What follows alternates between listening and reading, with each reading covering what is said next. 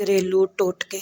सालन में गलती से नमक ज़्यादा डाल जाए तो परेशान ना हों, इसमें सिर्फ एक छिला हुआ आलू डाल दें, तमाम अज़ाफ़ी नमक जज़ब कर लेगा। नंबर 2, अगर आप तसल्ली करना चाहती हैं कि अंडा ख़राब तो नहीं, तो अंडे को ठंडे नमक मिले पानी में डाल दें।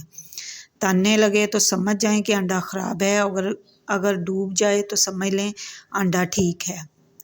नंबर 3, सर दर्द का बेहतरीन इलाज। अगर नींबू लें और इसे काटें, फिर इसको अपनी पेशानी पर मलें, सर दर्द ठीक हो जाएगा। नंबर 4, अगर आप मच्छर के काटने की वजह से तकलीफ़ दे ख़ारिश का शिकार हैं तो इस जगह पर थोड़ा सा साबुन लगाएं, ख़ारिश फ़ौरन गायब हो जाएगी।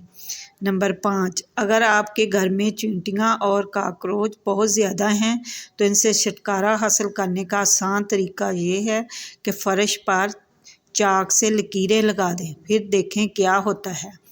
नंबर 6, अंडे को उबालने से पहले अगर पानी में थोड़ा सा नमक मिलाएं तो अंडे का छिलका फटता नहीं। नंबर 7, खाने से पहले हमेशा थोड़ा सा नमक चखने की आदत डालें, इससे इंसान बहुत से अमराज से महफूज रहता है।